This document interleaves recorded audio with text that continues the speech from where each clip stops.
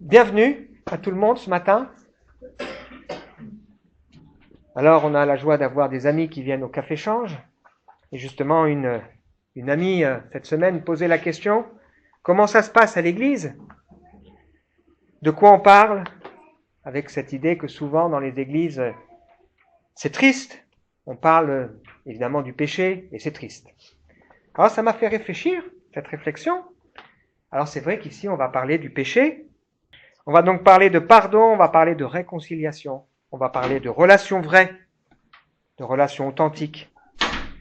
On va parler d'espérance, on va parler de libération, on va parler de guérison de vie, on va parler de chaînes brisées, on va parler de restauration, on va parler de grâce. On va parler des défis de la vie, on va parler parfois de ce qui fait mal, on va parler de transformation de vie, de bénédiction, de la vraie bénédiction. On va parler aussi d'être en bénédiction aux autres. On va parler de retrouver sa dignité. On va parler de sens de la vie. On va parler de consolation. On va parler de retrouver la force de vivre. On va parler d'un refuge quand ça va mal. On va parler de découvrir Dieu. Pas seulement de savoir des choses sur Dieu, mais de le découvrir vraiment. On va parler de clés. On va parler du salut, d'assurance de salut. On va parler de se confier en Dieu. On va parler de changement dans nos vies, de changement de caractère, de perspective, d'entraide. Peut-être de pleurer ensemble, de prier ensemble, de lutter ensemble, mais aussi de se réjouir ensemble, d'apprendre ensemble. Alors on peut dire des choses qui sont difficiles, peut-être des choses pas agréables. On peut pointer du doigt les vrais problèmes, et je pense qu'il faut le faire. On peut confronter les uns aux autres, et parfois ça peut faire réagir, mais quand on le fait, c'est pas pour condamner, c'est pour relever. C'est pour évoquer la joie de vivre un nouveau départ. C'est pour évoquer la joie de vivre la grâce de Dieu. On va parler vrai. On va aussi parler que parfois il y a des questions dans nos cœurs et il n'y a pas les réponses. Parfois il faut attendre. Mais on va parler de notre foi en un Dieu juste, aux commandes de tout, un Dieu d'amour, qui ne nous abandonne pas et qui nous aime, qui agit, qui veut se révéler à nous, qui veut nous donner la force de traverser les épreuves de la vie. De telle sorte qu'après, on puisse se dire, mais il avait raison. Et il a fait concourir les choses pour mon bien. Une autre amie qui était là disait, elle avait un peu peur qu'on soit naïf. Et que du coup, les gens puissent profiter de la naïveté de ceux qui se disent chrétiens, croyants. On ne veut pas être naïf. On sait très bien que la vie est difficile. Et que la vie est faite de défis. On sait très bien aussi qu'il y a des gens qui profitent des personnes qui sont gentilles. On veut être lucide. On n'est pas des hommes et des femmes parfaits, on a nos luttes, on a nos combats. On lutte parfois avec nos choix. Mais on croit que Dieu nous aide. Et dans la foi, il y a une notion importante, c'est la notion du libre arbitre. Nous avons le choix de Dieu qui nous tend la main et qui nous invite à réfléchir, est-ce qu'on veut de cette main ou pas? Il ne nous force pas la main. On en parle de certaines choses ici. On parle aussi de crier à Dieu, parce que parfois dans nos vies, on crie à Dieu. On parle aussi parfois d'être en colère. Ça arrive d'être en colère contre Dieu. Dans les psaumes, on trouve des gens qui sont en colère contre Dieu. Ils sont en colère parce qu'ils vivent des choses qu'ils ne comprennent pas. Mais la prière, c'est pas un monologue. Ça veut dire que si on prie, on veut aussi apprendre à écouter et Dieu répond. Et on voit dans les psaumes, quand des hommes ils disent « je comprends pas » ou dans le livre de Job, il y a Dieu qui agit et qui éclaire, qui apaise. Donc il y a parfois des crises de foi. Ça peut arriver. Parce qu'on veut se parler vrai. Et on veut apprendre à cheminer ensemble. On vient de chanter un chant quand même formidable. Homme de douleur. Qui évoque ce que Jésus a été. Il est venu comme un souffre-douleur. Si vous lisez l'histoire de Jésus, vous découvrez que tout ce que Jésus a subi, c'est incroyable. Trahi par les siens. Ça veut dire que si on est trahi, il nous comprend. Le fardeau de notre péché sur Jésus fut posé. On l'a méprisé, on l'a faussement accusé, il a été blessé, meurtri et humilié. D'épines couronnées par moquerie. Mais cette croix, c'est le moyen de salut que Dieu a voulu pour nous. La preuve de l'amour de Dieu pour nous. Gloire et honneur soient à ce Jésus qui est venu sur la terre pour nous réconcilier, nous racheter, nous pardonner. Et on a chanté « Ma dette est payée ». Elle est effacée. Est-ce que ce matin, les uns et les autres, nous pouvons dire que devant Dieu, ma dette est payée, que je peux m'approcher de Dieu, il n'y a pas de problème. Dieu a tout réglé, tout est réglé. J'ai envie de dire, le croyons-nous, parce que j'aime beaucoup les échanges que je peux avoir avec les uns et les autres. Et mercredi, on avait une autre amie qui, au moment de l'étude biblique, à la fin, elle posait cette question, mais ça veut dire quoi, faire confiance à Dieu, s'approcher de Dieu? Est-ce que ça veut dire prier, lire la Bible, faire des choses? Et je dis, mais est-ce que tu crois qu'avec tout ça, t'en auras assez, tu auras la paix? Elle me dit, non, justement. L'évangile, c'est nous faire comprendre que c'est Jésus qui nous tend la main par grâce, qui lui nous ouvre la porte du ciel si on se confie en lui, si on accepte dans nos vies qu'il devienne le Sauveur et le Seigneur. Alors pour introduire le message que j'ai déjà introduit, je voudrais raconter quelques petites histoires qui vont susciter aussi une réflexion pour nous. Je raconte souvent comment j'ai connu le véritable évangile, comment j'ai découvert la foi par l'intermédiaire de mon voisin, qui s'appelait Guy, cet homme qui vivait cette foi joyeuse, qui était un bon vivant, on aurait pu dire un épicurien, et qui pourtant avait traversé des moments compliqués, des drames de vie, et on voyait vraiment que cet homme s'était relevé de sa dépression, de son envie de suicide et de meurtre. Voilà, c'est ça la foi qu'elle produit en lui. Ça m'a interpellé. Mais un jour, il a fait autre chose qui m'a beaucoup interpellé et beaucoup fait réfléchir. Un jour, il vient nous voir à la maison et il dit, je vais prendre contact avec ma première femme, je vais reprendre contact avec elle et je vais lui demander pardon parce que je l'ai trahi et pour tout le mal que je lui ai fait. C'est courageux, hein? Vous disiez, mais comment ça va se passer? Et il l'a fait. Il a repris contact avec cette femme avec qui il n'avait plus de contact pour reconnaître le mal qu'il lui avait fait, lui demander pardon.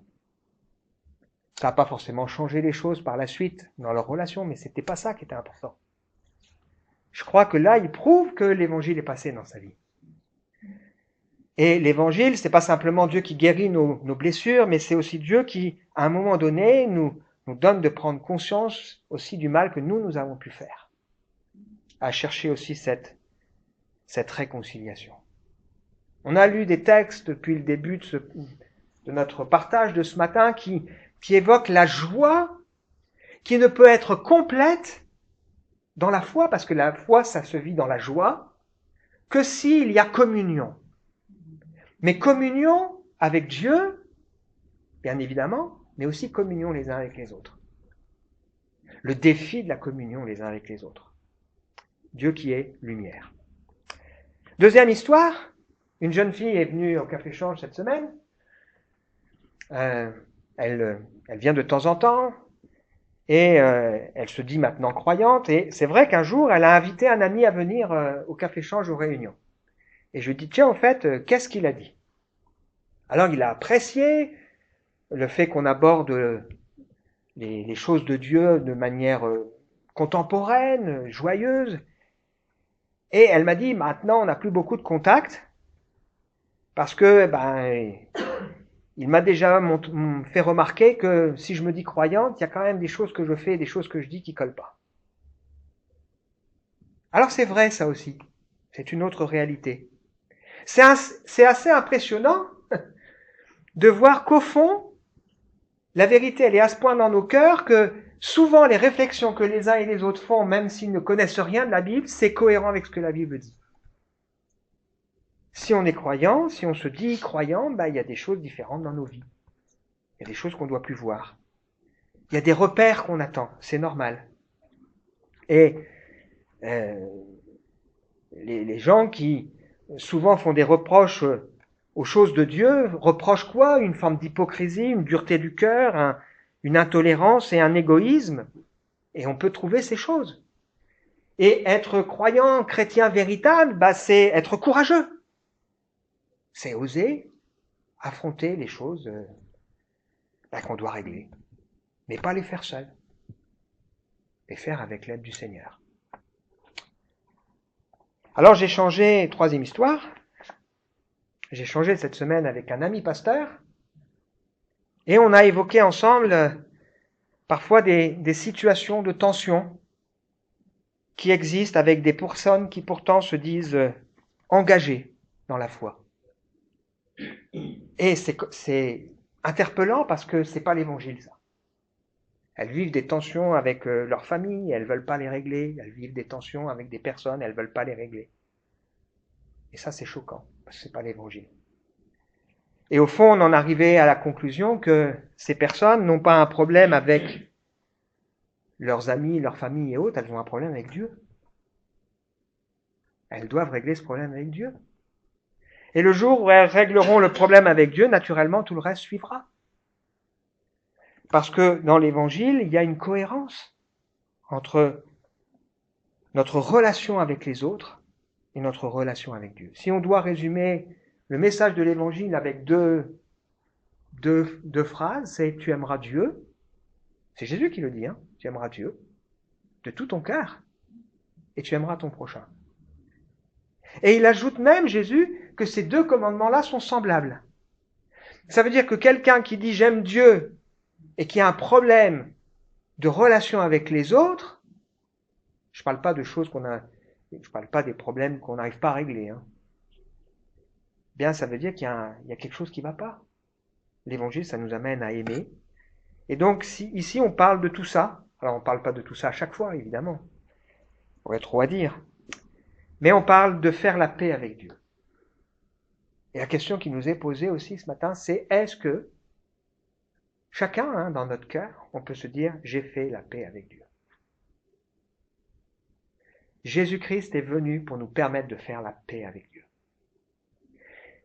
Il est venu nous offrir le pardon pour nous permettre d'être réconciliés avec Dieu. Et pour être réconcilié, il faut être deux.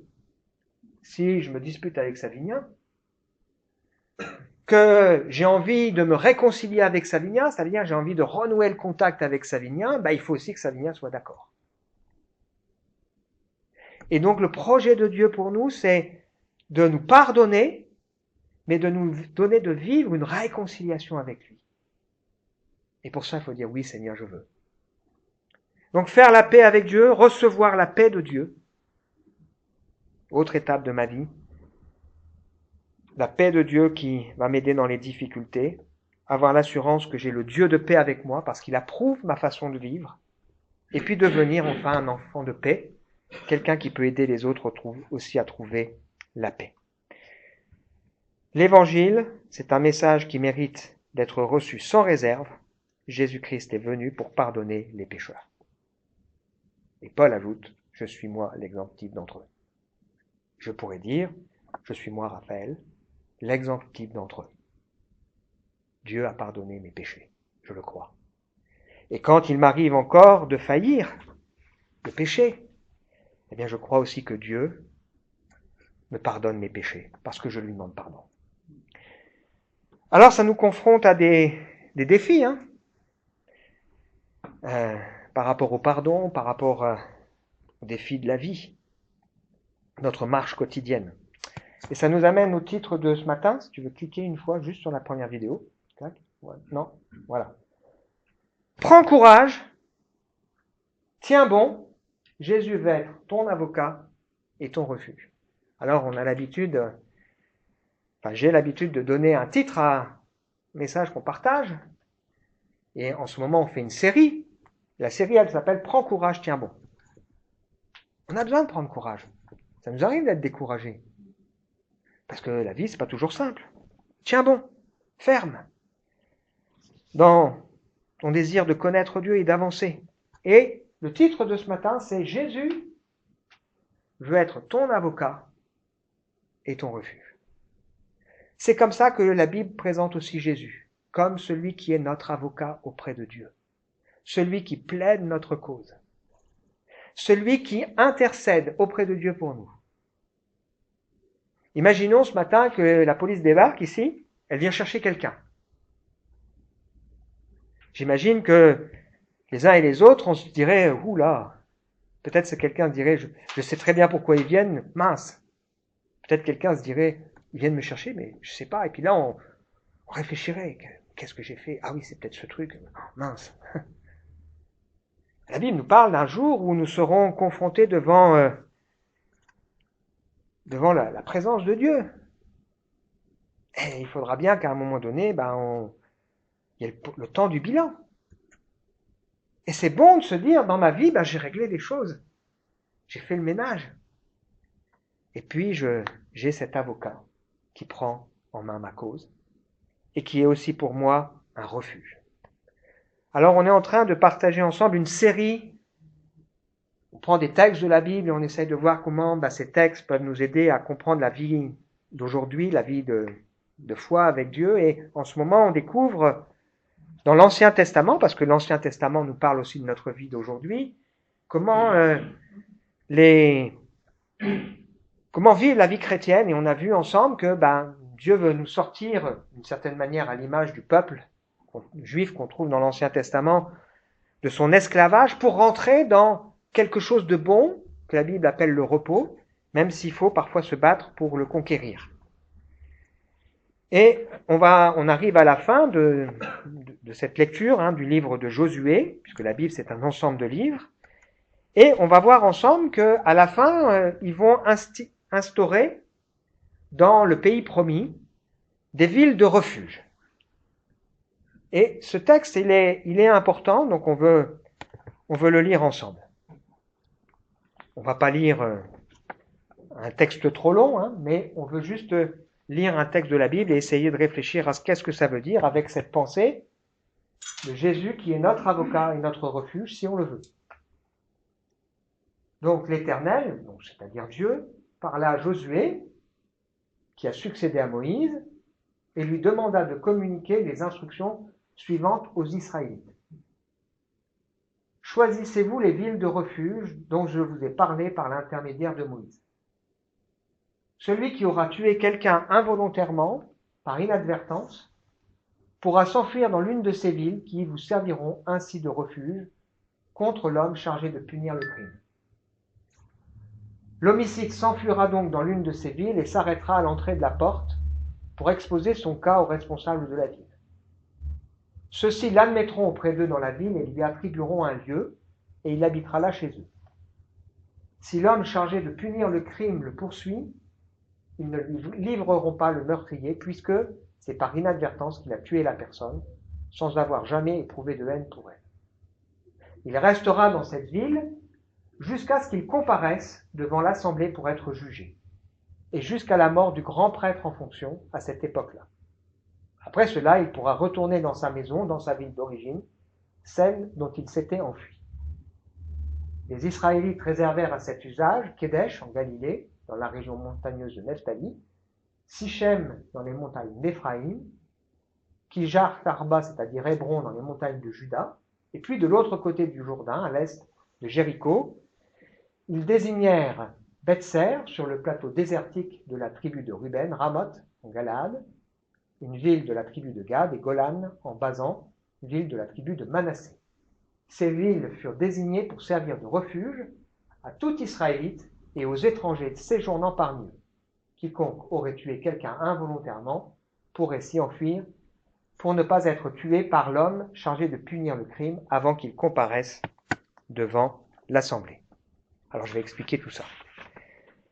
Alors comment ça se passe? Dieu avait voulu que le peuple se répartisse sur son territoire en tribus. Chaque territoire devait faire le nécessaire pour pouvoir s'installer, prendre possession de son terrain. Et Dieu avait garanti l'unité du peuple avec deux choses importantes. Il y avait les prêtres issus d'une tribu particulière qui s'appelle les Lévites, qui étaient répartis parmi eux, dans 48 villes différentes. Ça veut dire que ces hommes, ils avaient pour mission d'enseigner les choses de Dieu, de répondre aux questions que les gens pouvaient se poser sur Dieu, et de garantir aussi qu'on n'oublie pas qu'il y a Dieu qui existe.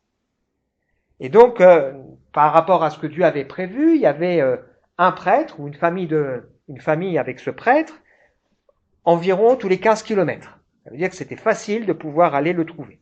Et puis Dieu avait voulu aussi que plusieurs fois par an, tous les Juifs là se réunissent ensemble à Jérusalem pour venir célébrer des grandes fêtes, parce que la foi est basée sur des fêtes de souvenirs, des fêtes symboliques, qui expliquent aussi le texte qu'on a lu en introduction tout à l'heure. Et parmi ces villes où il y a des prêtres, il y a 6 villes particulières qui sont des villes de refuge. Le but de ces villes de refuge était de permettre à celui qui avait commis un crime par inadvertance, et c'était important ça, de pouvoir se réfugier et échapper à celui qui aurait voulu donc se venger, le vengeur de sang qui aurait voulu venger la mort de celui qui avait été tué. La personne qui avait commis une faute par inadvertance, et on devait vérifier que c'était bien par inadvertance, se dépêchait de se rendre dans une de ces 6 villes. Elles étaient accessibles par des grandes routes, faciles d'accès. Il y avait des panneaux qui indiquaient où se trouvent ces villes, parce qu'il ne fallait pas qu'on ait à chercher. Et dès qu'elles avaient commis quelque chose de grave, mais par maladresse, elles pouvaient se réfugier dans ces villes. Quand elles arrivaient dans ces villes, on leur demandait d'expliquer ce qui s'était passé, et puis on voyait si c'était oui ou non, avec préméditation ou sans préméditation. Et si c'était effectivement par inadvertance, parce que dans la vie ça arrive, qu'on fasse des bêtises par inadvertance, on gardait la personne, elle pouvait se réfugier à cet endroit jusqu'au moment où il y aurait son jugement dans la ville où elle avait commis son crime. Parce qu'on voulait que y ait les justices qui puissent être faites. Mais on voulait aussi donner le temps de pouvoir étudier les choses.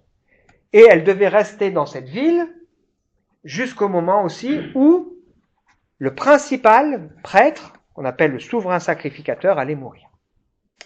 On est là dans une période transitoire par rapport à nous. La Bible nous présente Jésus comme étant le grand prêtre qui lui déjà est mort pour nous. Mais elle nous présente aussi Jésus comme étant celui en qui nous pouvons nous réfugier lorsque nous avons mal agi, lorsque nous avons péché. Elle nous présente Jésus comme étant cet avocat qui peut prendre notre défense et qui peut nous permettre de retrouver la paix. C'est que quand on est croyant authentiquement, qu'on essaye sincèrement de marcher, de vivre notre vie de foi de manière cohérente dans la lumière, on est malheureux le jour où on sait qu'on a fait quelque chose qui ne plaît pas à Dieu. Mais la Bible nous montre que le projet de Dieu pour nous, c'est qu'on soit en paix avec lui. Et la manière pour nous de trouver notre paix, c'est de pouvoir nous réfugier le plus vite possible dans celui que toute la Bible indique, la personne de Jésus. Qui, à ce moment-là, si on se repent devant lui, si on reconnaît sa faute, sincèrement, si on est prêt aussi à assumer des fois les conséquences, parce que la foi, c'est pas allez, je te pardonne et hop, non, s'il y a des conséquences, il faut les assumer. Mais ce Jésus-là, il nous restaure dans notre relation avec Dieu. Il est celui qui est notre avocat, qui n'a pas honte de prendre notre défense, il le fait dans la lumière, et il nous permet d'être restaurés dans notre relation avec Dieu. Le projet de Dieu pour nous, ce n'est pas que nous soyons toujours en train de trembler par rapport à notre éternité, par rapport à notre salut, mais qu'on puisse avoir l'assurance dans nos vies du pardon de Dieu.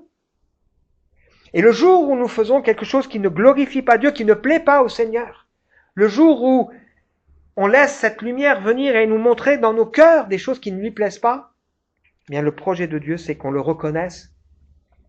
Il est fidèle et juste à ce moment-là pour nous pardonner et nous purifier et nous permettre de retrouver la paix de notre relation avec le Seigneur. Jésus est notre avocat et notre refuge. Comment espérons-nous nous approcher de Dieu? Si on s'approche de Dieu sur la base de ce qu'on fait, on ne sera jamais sûr d'en avoir fait assez. Si on essaye de s'approcher de Dieu en essayant de racheter le mal qu'on a fait en faisant du bien, bien, on sait très bien que si, par exemple, un homme se comporte mal dans un foyer avec sa femme, ses enfants, et qu'il revient avec des fleurs, il a beau racheter un cadeau, ça va pas suffire.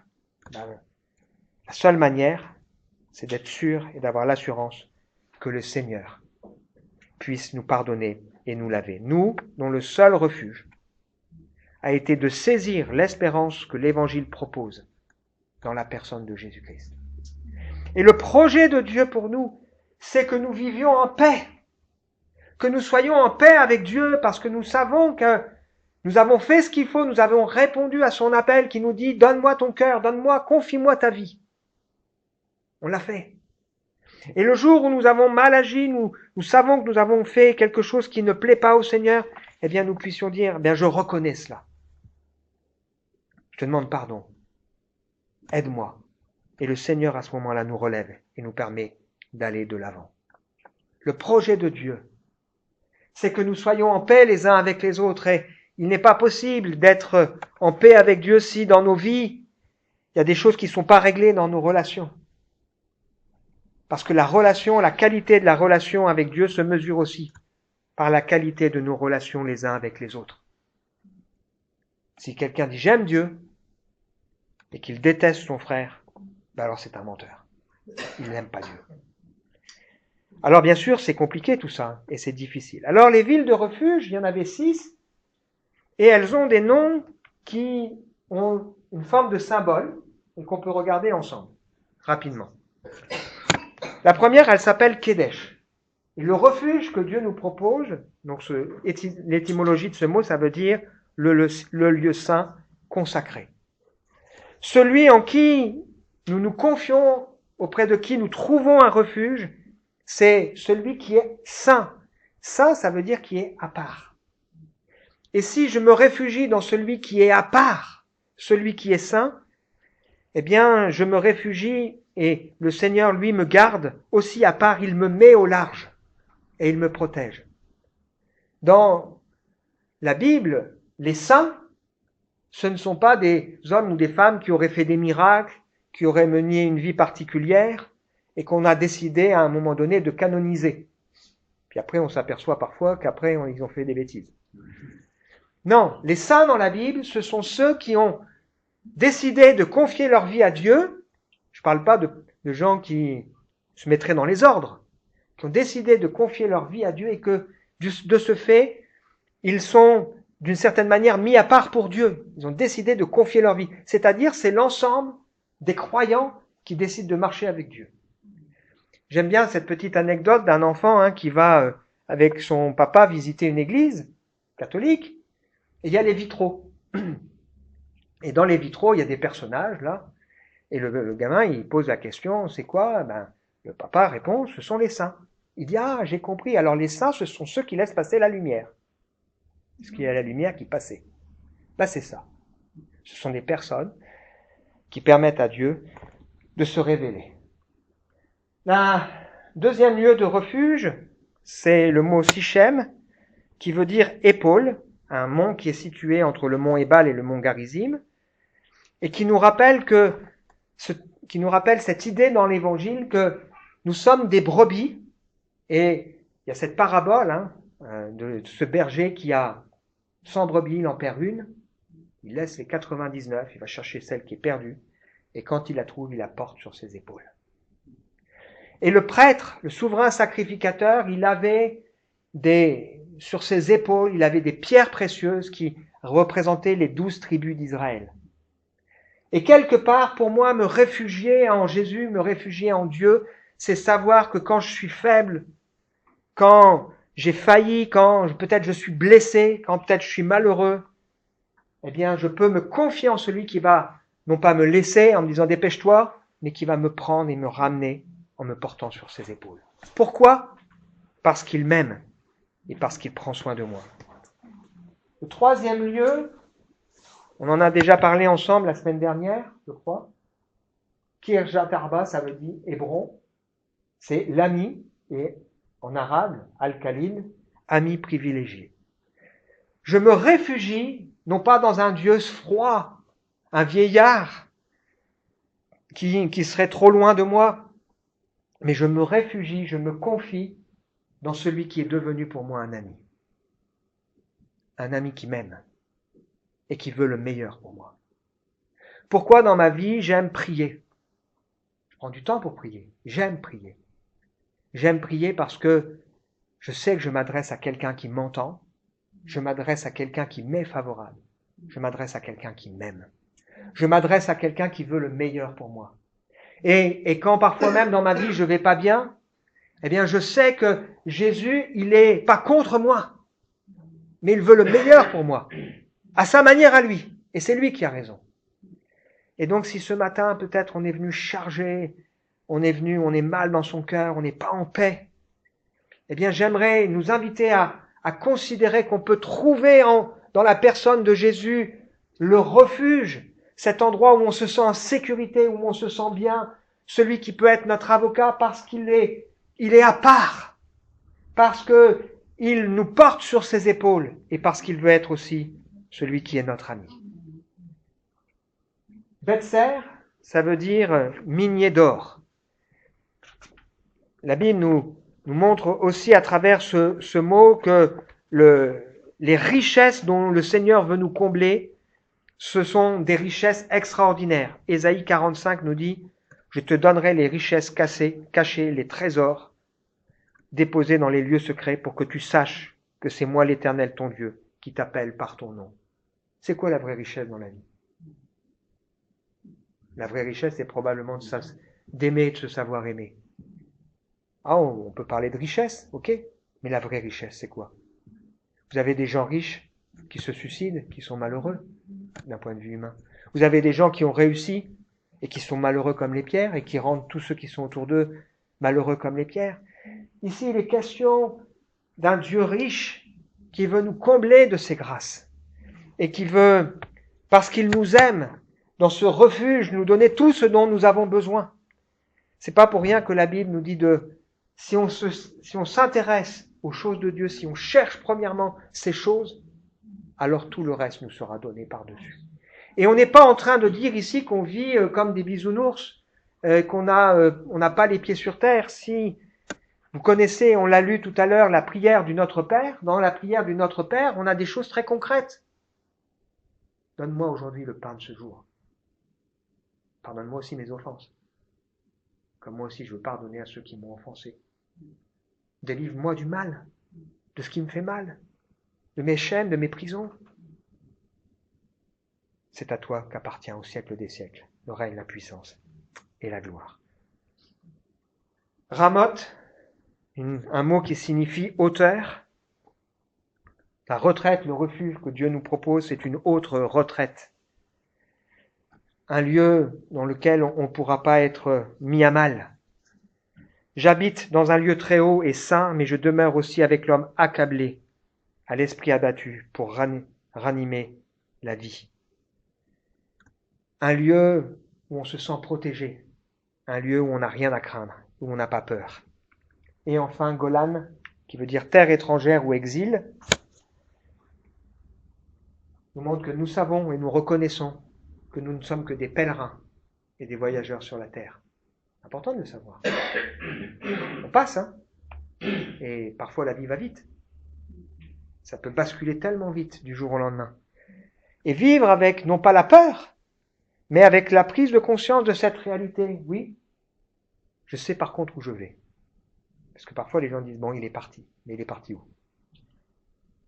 C'est important de savoir où on va. D'avoir une espérance. Donc ici, on parle aussi d'espérance. D'assurance par rapport à cette espérance.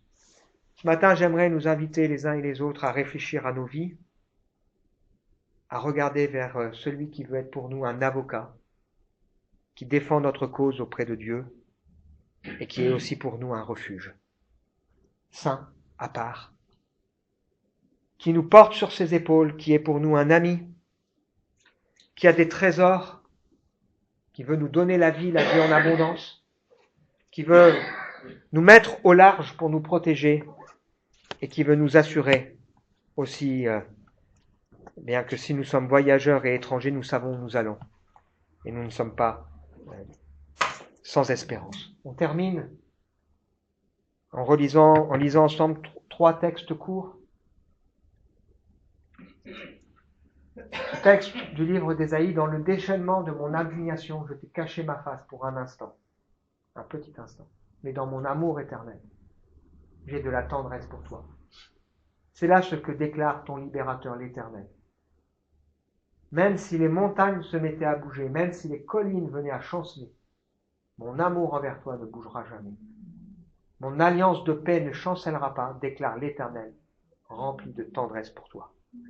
Dieu est amour, et la Bible va même jusqu'à dire, une femme oublierait-elle l'enfant qu'elle allait?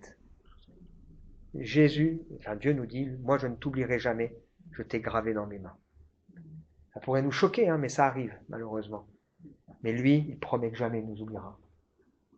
Il y a donc maintenant plus de condamnation pour ceux qui sont unis à Jésus-Christ. C'est pour ça qu'on peut être en paix. Il n'y a plus de condamnation. On lutte, c'est vrai, avec des choses dans nos vies. Et si on faillit, on a un avocat, on reconnaît les choses devant Dieu. Dans notre église, ici, je ne suis pas là pour confesser les gens. La confession, elle se fait à Dieu. Le seul intermédiaire entre Dieu et les hommes, c'est Jésus-Christ. Évidemment, parfois, on peut avoir besoin de se confier en quelqu'un pour avoir des conseils. Auquel cas, oui. Mais celui à qui on se confie, à qui on se confesse, c'est à Dieu. Et moi, j'ai besoin aussi de me confesser à Dieu et de le faire régulièrement. Nous écrivons ces choses pour que notre joie soit complète. Voici le message que nous avons entendu de Jésus-Christ et que nous vous annonçons: Dieu est lumière. Il n'y a aucune trace de ténèbres en lui. Si nous vivons dans la lumière, tout comme Dieu lui-même est dans la lumière, alors nous sommes en communion les uns avec les autres. Et parce que Jésus, son Fils, a versé son sang, nous sommes purifiés de tout péché. Si nous prétendons n'être coupables d'aucun péché, alors nous vivons dans l'illusion. La vérité n'habite pas en nous. Mais si nous reconnaissons nos péchés, il est fidèle et juste.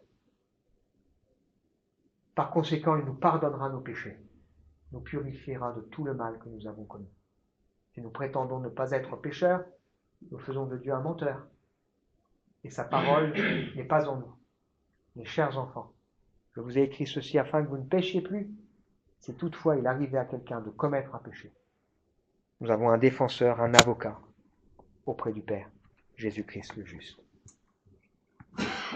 Est-ce que ce matin, nous avons les uns et les autres des choses à régler avec Dieu?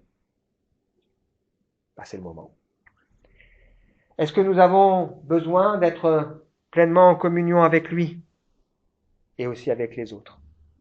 Je disais à ce frère pasteur, où on échangeait sur malheureusement des situations où il y a des gens qui se disent engagés et qui refusent de régler les situations de tension qu'ils peuvent connaître.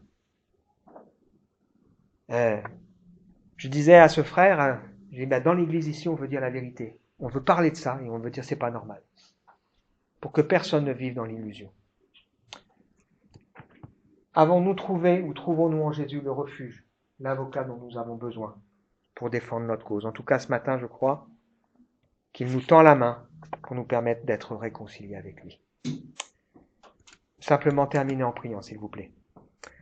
D'ailleurs, je veux te remercier pour ce qu'on a partagé ensemble. Je reconnais que Jésus est venu non pour condamner le monde, mais pour sauver le monde. Il est la preuve, l'incarnation de l'amour de Dieu pour nous. Celui qui veut nous permettre d'avoir la paix, d'être délivrés aussi de nos souffrances, de nos blessures, qui veut être pour nous un refuge et un réconfort, un solide appui dans les moments compliqués et difficiles de nos cœurs et de nos vies. Amen.